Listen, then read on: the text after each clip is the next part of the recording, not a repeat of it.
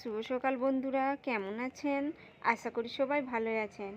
আজকে আমি আবার একটা নতুন ব্লগ আপনাদের সাথে শেয়ার করলাম। আজকে শনিবার আর এখন বাজে সকাল 7টা। সকাল সকাল উঠে পড়েছি আর আমার মেয়েও না আজকে সকাল সকাল উঠে পড়েছে। উঠে গাছগুলো দেখছে যে ফুল হয়েছে কিনা। এখানে একটা অপরাজিতা গাছ লাগিয়েছিলাম, বেশ কিছুদিন ধরে ভালোই ফুল হচ্ছিল। 2-3 দিন হলো কেন জানি না আর ফুল হচ্ছে না।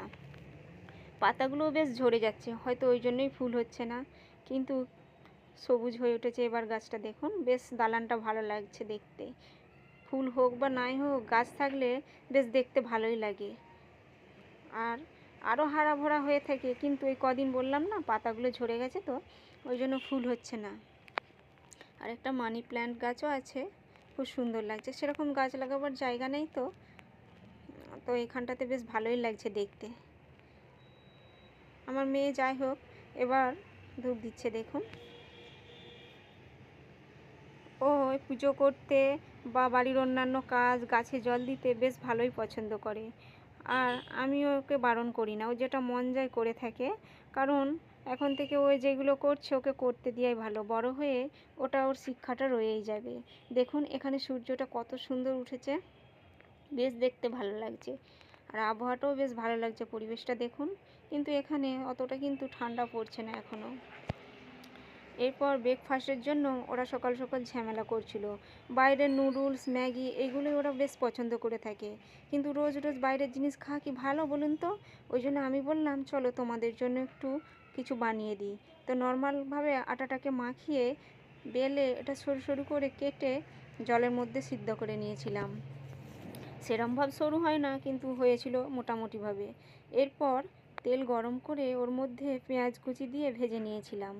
পেঁয়াজটা যখন ভাজা ভাজা হয়ে গিয়েছিল, ওর মধ্যে টমেটো কুচি দিয়ে দিয়েছিলাম আর একটু ম্যাগি মশলা দিয়ে ভালো করে ফ্রাই করে নিয়েছিলাম। আর ভালো করে যখন ভাজা ভাজা হয়ে গিয়েছিল, ওর মধ্যে সেদ্ধ করা আটা নুডলসটা ওর মধ্যে দিয়ে দিয়েছিলাম। এরপর 5 মিনিটের মতো ওটা করে নিলে রেডি হয়ে গিয়েছিল। আর ওরা বলেছিল খুব সুন্দর মামি হয়েছে, আর এটা হেলদিও হয়। আপনারা চাইলে একবার বাচ্চাদের জন্য ট্রাই করে দেখতে পারেন। চলুন এবার সবজিগুলো কেটে নিয়ে যাক। আমার সাথে এই শাকটা 3 বছর পর পরিচয় হচ্ছে। এই শাকটা না আগে আমাদের এই রাজকোটে পাওয়া যেত না, কিন্তু এখন গুজরাটিরা বাঙালিদের জন্য অনেকভাবে চাষ করে থাকে, আর বাঙালিরাও করে থাকছে। বাড়িতে গেলে তো জমিতেই পাওয়া যায়, সামনে না পাওয়া গেলেও বাজার থেকে আনে। বাজারেও কিন্তু দেশের বাড়িতে খুব কম দাম হয়ে থাকে, 40-50 টাকা কিলো হিসেবে পাওয়া যায়। কিন্তু এখানে এটার দাম 200 টাকা কিলো। বাড়িতে বলতে মা তো অবাক হয়ে যায়, 200 টাকা কিলো শাক। তো যাই হোক, 200 টাকা কিলো তবু তো এখানে পাওয়া যাচ্ছে, এটাই আমাদের কাছে অনেকটা যথেষ্ট। তো ঘুম পড়েছিলাম দুপুরবেলা, ঘুম থেকে উঠে একটু মন্দিরে গিয়েছিলাম। আমাদের এখানে একটা আশাপুরা মন্দির রয়েছে মাঠের দিকে, আমরা প্রত্যেক শনি মঙ্গলবার এই মন্দিরেতে যেয়ে থাকি। তো আজকেও একটু বিকালবেলার দিকে বেরিয়ে পড়েছিলাম। মন্দিরে যেতে যেতেই রাস্তায় একটি চায়ের দোকান পড়েছিল, তো আমরা চা খেতে দাঁড়িয়ে পড়েছিলাম। আমার আবার বিকাল হলে একটু চা না হলে হয় না, সেজন্য একটু চা খেয়ে নিয়েছিলাম। দেখুন এখানের পরিবেশটাও বেশ ভালো লাগছে, রাস্তার ধারে চায়ের দোকানটা। আর এখানে একটা ড্যাম্পও রয়েছে, খুব সুন্দর লাগছে। তো চা খাওয়া হয়ে গেছে, চলুন এবার মন্দিরের দিকে যাওয়া যাক। এটা হচ্ছে মন্দিরের রাস্তা, দু সাইডে শুধু জমি। আর এখানে সূর্যটাও বেশ ডুবো ডুবো হয়ে গিয়েছে, বেশ ভালো লাগছে দেখতে। আর দু সাইডে চাষবাস হচ্ছে। এখানে চাষের পদ্ধতিটা কিন্তু খুব সুন্দর হয়ে থাকে। দেখুন এগুলো তুয়ার ডালের গাছ, এগুলো আগে আমিও জানতাম না, আর ছোটোবেলায় দেশের বাড়িতেও কোনো দিন দেখি না এই তুয়ার ডালটা। কিন্তু এগুলো গুজরাটিরা খুব খেয়ে থাকে এই ডালটা, এদের এটা ফেভারিট। আগে জানতাম না, কিন্তু এদেরকে জিজ্ঞাসা করতে বললো এটা নাকি তুয়ার ডাল। গাছগুলো খুব সুন্দরভাবে চাষ করছে, দেখুন বেশ ভালো লাগছে দেখতে।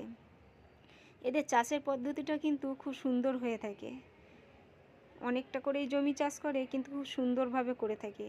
আর এদিকটা দেখুন কত সুন্দর তুলো গাছ হয়ে রয়েছে। গুজরাটে না তুলা চাষটা আমি দেখি খুব পরিমাণে বেশি হয়ে থাকে, কারণ এখানে তুলোর যে তেলটা এরা খেয়ে থাকে খুব, সর্ষের তেলটা এরা খায় না বললেই চলে। খুব সুন্দর লাগছে জমিটা দেখতে। আর এদিকে একটা গাছ দেখুন, এই গাছটা আমরা সবাই দেখে থাকি। এর ফলটা না খুব মূল্যবান। এখানে ডাক্তাররা বলে থাকেন এই ফলটা খেতে, যাদের হিমোগ্লোবিন কম থাকে না শরীরে, এই ফলটা খেতে বলে থাকে। আমরা অনেকবার তুলে নিয়ে গেছি এই ফলটাকে, কিন্তু কি বলুন তো, হাতে কাঁটা লেগে যায়, সেই জন্য এখন আর তুলি না। বাজারেও এখন পাওয়া যাচ্ছে, তাই বাজার থেকে নিয়ে নিই এই ফলটা এখন। দেখুন ওইখানে মন্দিরটা দেখা যাচ্ছে, চলুন যাওয়া যাক। আর এই কাঁটা গাছগুলোই যেন আমি শুধু দেখতে থাকি, দেখুন খুব সুন্দর লাগছে। তো মন্দিরে এসে গেছি, দেখুন মন্দিরটা এই অর্ধেকটা হয়েছে, সেরমভাবে হয়ে ওঠেনি মন্দিরটা। আর এখানে পরিবেশটা দেখুন কত সুন্দর লাগছে, আবহাওয়াটাও বেশ সুন্দর লাগছে। বেশ সন্ধে সন্ধে হয়ে এসেছিলো, পাখির আওয়াজ। এখানে বেশ কিছুক্ষণ করে আসলে আমরা বসে থাকি, বেশ ভালো লাগে বসতে। বেশ কিছুক্ষণ বসার পর বেশ সন্ধে সন্ধে হয়ে এসেছিলো। তো চলুন এবার বাড়ি যাওয়া যাক। আবার দেখা হচ্ছে একটি নতুন ব্লগে। আপনারা খুব ভালো থাকবেন, সুস্থ থাকবেন। বাই।